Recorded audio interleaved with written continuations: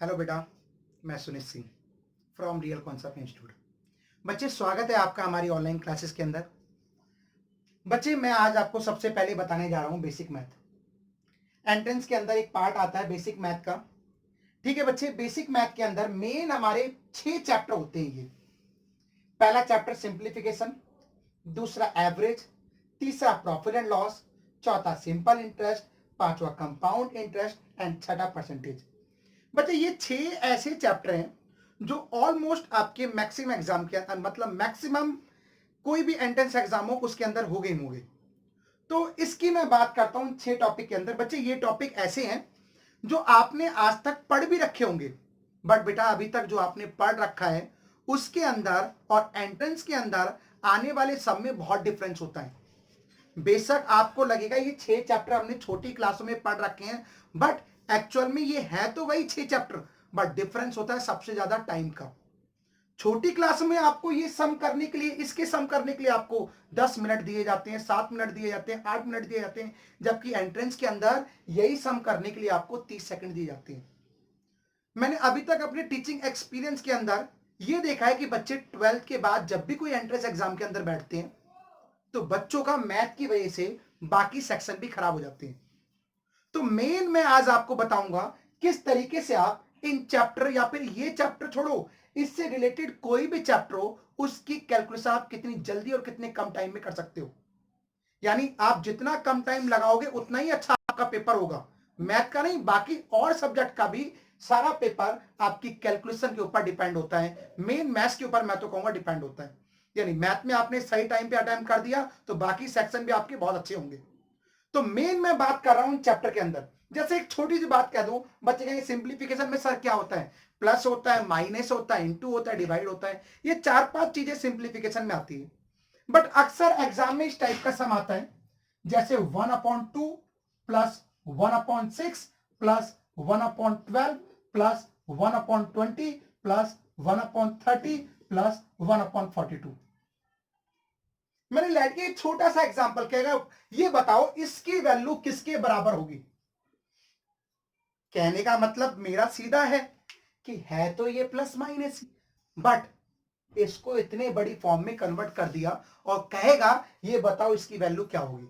और बेटा आमतौर पे बच्चे देखेंगे, कहेंगे हाँ हो जाएगा, लेकिन जब एलसीएम लेने बैठेंगे ना तो मैं गारंटी के साथ कह रहा हूं 10 मिनट एलसीएम में ही लगा देंगे।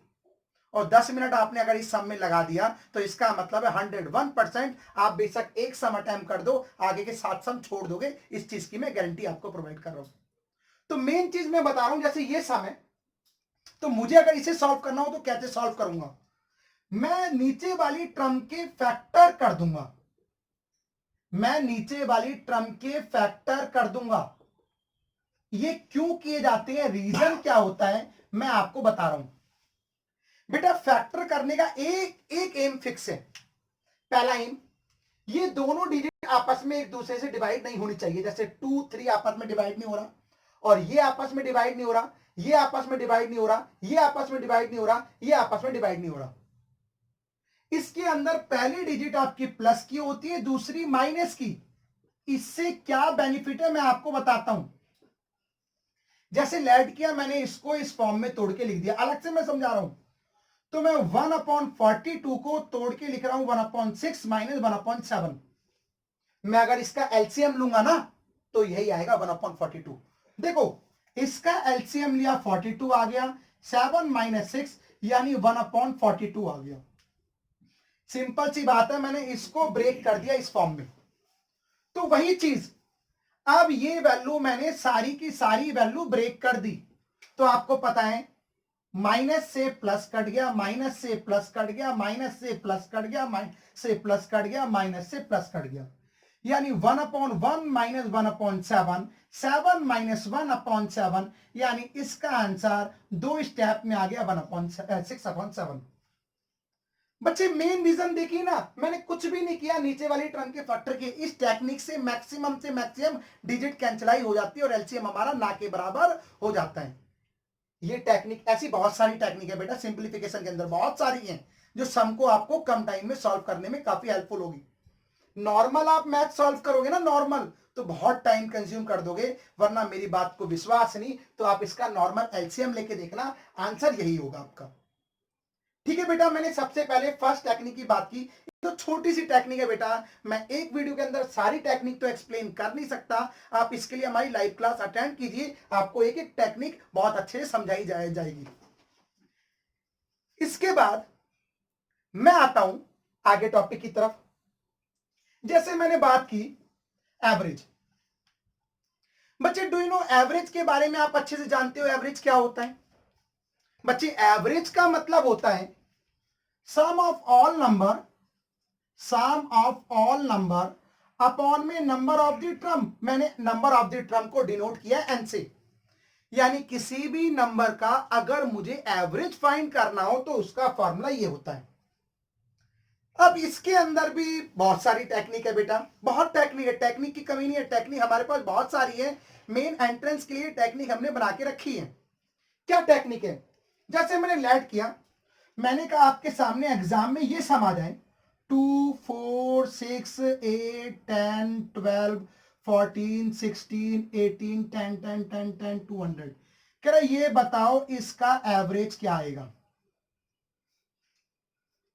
तो कई बच्चे कहेंगे सर फॉर्मूला आपने लिखा है इन सब का सम कर दो अपॉन में नंबर ऑफ द टर्म लिख दो, यानी जितनी टर्म आ रही है। पहली चीज यहां पे नंबर ऑफ द टर्म आपको दी हुई, अगर आप ये फॉर्मूला अप्लाई करना चाहते हो तो आप सम को पहाड़ बना दोगे, लिख के दे रहा हूं मैं ये। कैसे? पहले बैठ के इन सबका सम करोगे। कई 11th वाले मैथ वाले बच्चे होंगे, कहेंगे सर ये तो एपी बन रहा है, एपी के अकॉर्डिंग सम निकाल देंगे। चलो कोई बात नहीं, आपकी बात मानते हैं, एपी कई बच्चे जानते होंगे, 10th में भी है एपी, चलो वहां से सम निकाल दिया। लेकिन इसके बाद सम का फॉर्मूला लगाओ एपी के अंदर, नॉर्मल ऐड करना तो पॉसिबल ही नहीं है। उसके बाद सम का फॉर्मूला लगाया एपी के अंदर, फिर बैठ के आप एन फाइंड करोगे, नंबर ऑफ द टर्म कितनी है, फिर उसके बाद आप निकालोगे एवरेज। बट बेटा इतना आपको कुछ नहीं करना, अगर कोई भी सम ऐसा आ जाए तो एवरेज निकालने के लिए फर्स्ट टर्म प्लस में लास्ट टर्म डिवाइड में 2, यानी इसकी एवरेज जो आएगी, इसकी एवरेज 101 आएगी। बट एक कंडीशन इसमें ध्यान रखना, मैथ के अंदर हर जगह कंडीशन होती है, ये फॉर्मूला आपको ये पैटर्न तभी अप्लाई करना है जब डिफरेंस सेम हो। दुनिया का कोई भी सम हो, अगर डिफरेंस सबका सेम है तो पहली टर्म और लास्ट टर्म का सम कर दो और डिवाइड बाय 2 कर दो, देख लो सबका सेम एवरेज आएगा। इसी तरह मेरे पास बहुत सारी टेक्निक है जो मैं आपको आगे आगे एक्सप्लेन करता रहूंगा। हाँ बच्चे, जैसा मैंने अभी आपको एवरेज की ट्रिक बताई, उसी तरह मैं बात कर रहा हूं प्रॉफिट एंड लॉस की। बच्चे प्रॉफिट एंड लॉस में आपने छोटी क्लासों में ये पढ़ा है, छोटी क्लास का मतलब 7th 8th 9th 10th की बात कर रहा हूं। बच्चे आपने ये पढ़ा है कि वहां पे फॉर्मूले के अकॉर्डिंग आंसर आते हैं और अमाउंट से रिलेटेड आपने कैलकुलेशन की है। लेकिन आपके एग्जाम के अंदर कई क्वांटिटी से रिलेटेड भी बात होती है, जहां पे आपको कोई अमाउंट की वैल्यू नहीं दी होती, यानी जहां पे रुपीस की बात होती नहीं, तब भी आपको profit and loss find out करना होता है। जैसे सब में कह रहे हैं if the cost of 12 pencil is equal to the selling price of 10 pencil, बेटा ध्यान से सुनिए, कह रहा है कि 12 पेंसिल की जो कॉस्ट है वो 10 पेंसिल की सेलिंग प्राइस के बराबर है। और आपने अब तक ये पढ़ा है कि प्रॉफिट एंड लॉस अमाउंट के ऊपर फाइंड किया जाता है, जबकि सम में अमाउंट की कहीं बात ही नहीं हो रही। तो यहां पे क्या होगा, इसके लिए स्पेशल टेक्निक है। अगर आपको कोई भी ऐसा सम दे जहां पे आपको इस टाइप की बात करे, यानी जितनी कॉस्ट 12 पेंसिल की है उतनी सेलिंग प्राइस 10 पेंसिल के इक्वल है, अगर इस टाइप की बात होती है तो आपको ध्यान रखना फॉर्मूला होता है डिफरेंस अपॉन में सेलिंग प्राइस मल्टीप्लाई बाय 100। ये फॉर्मूला आपको किसी बुक में नहीं मिलेगा, ये फॉर्मूला मैंने खुद आपके लिए क्रिएट किया है ताकि आप किसी भी सम को आसानी से सॉल्व कर सको। क्या होता है डिफरेंस अपॉन में सेलिंग प्राइस मल्टीप्लाई बाय 100। तो सबसे पहले देखो एसपी और सीपी का डिफरेंस कितनी क्वांटिटी का आ रहा है, यहां पे 10 और 12, यानी डिफरेंस आ रहा है 2। सेलिंग कितनी हुई है पेंसिल, सेलिंग हुई है पेंसिल 10 मल्टीप्लाई बाय 100, इसको कैंसिलाइज करूंगा, यानी इसका आंसर एक स्टेप में C20% आपके सामने। देखा बेटा, बिल्कुल नया सम है, ऐसा सम आपने अभी तक नहीं पढ़ा होगा, मुझे पूरी उम्मीद है। अब इसके बाद में अगले टॉपिक की बात करता हूं, सिंपल इंटरेस्ट। बेटा सिंपल इंटरेस्ट के अंदर आपने पढ़ा होगा SI equal to P into R into T upon 100। लेकिन आपके एग्जाम में कई ऐसे सम आते हैं जहां पे फॉर्मूला ही अप्लाई नहीं होता, जनरल नॉलेज या फिर कोई थिंकिंग कैलकुलेशन अप्लाई होती है। जैसे मैंने एक सम आपके सामने लिए, कह रहा what will sum of money will amount to ₹520 in 5 year. कह रहा ये बताओ वो मनी कितनी है जो 5 साल के बाद 520 रुपए हो रही है, और वही मनी 7 साल के बाद यानी आफ्टर 7 ईयर 568 रुपीज हो रही है। तो कह रहा है ये बताना है कि वो प्रिंसिपल वैल्यू कितनी है। मैं अगर इसको फॉर्मूले से अप्लाई करूं तो आंसर आएगा ही नहीं। क्यों? क्यों? क्योंकि यहां पे ना रेट ऑफ परसेंटेज आपको दिए, ना ही आपको प्रिंसिपल दिए।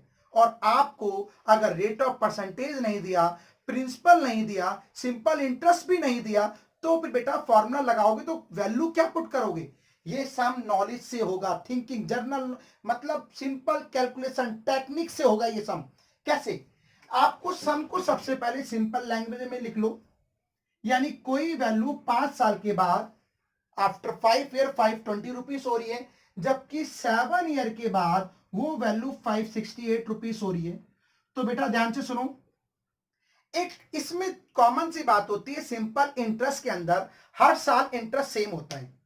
सिंपल इंटरेस्ट का केवल एक रूल होता है कि फर्स्ट ईयर जो इंटरेस्ट काउंट किया जाता है एवरी ईयर वही होता है। तो इसका मतलब ये जो वैल्यू बढ़ रही है ये इंटरेस्ट की वजह से तो रही है बढ़। तो इसका मतलब मैंने निकाल दिया कि 2 साल वैल्यू बढ़ी है, 2 साल का इंटरेस्ट 48 रुपीज आ गया।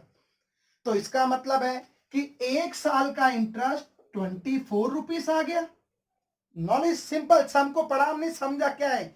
और हर साल मुझे पता है 24 रुपए इंटरेस्ट बन रहा है। तो 5 साल के बाद इतना हो रहा था, तो इसका मतलब है इसमें 5 ईयर का इंटरेस्ट इंक्लूड है। तो इतना अमाउंट हुआ था, तो 5 ईयर का इंटरेस्ट मैं अगर हटाता हूं तो 5 ईयर का इंटरेस्ट कितना होगा? 120 रुपीज होगा। तो इस अमाउंट में से आप कैंसिल कर दीजिए, इंटरेस्ट हटा दीजिए, यानी आपका आंसर 400 ऑप्शन में देखिए कहां दिया है, ए फाइनल आंसर आपके सामने। मैं चैलेंज के साथ कह रहा हूं, आप इसे फॉर्मूला लगाना, फॉर्मूले से नहीं होगा। तो इसलिए ध्यान रखना कि आपके एग्जाम के अंदर जो भी सम आते हैं जरूरी नहीं वो फॉर्मूले से हो, जरूरी नहीं है वो फॉर्मूले से हो। कई जगह टेक्निक भी अप्लाई होती है और कई जगह कॉमन सेंस भी अप्लाई होती है, जो मैं आपको क्लास के अंदर बताता रहूंगा। थैंक यू बेटा, thank you very much. Sunit Singh from real concept institute.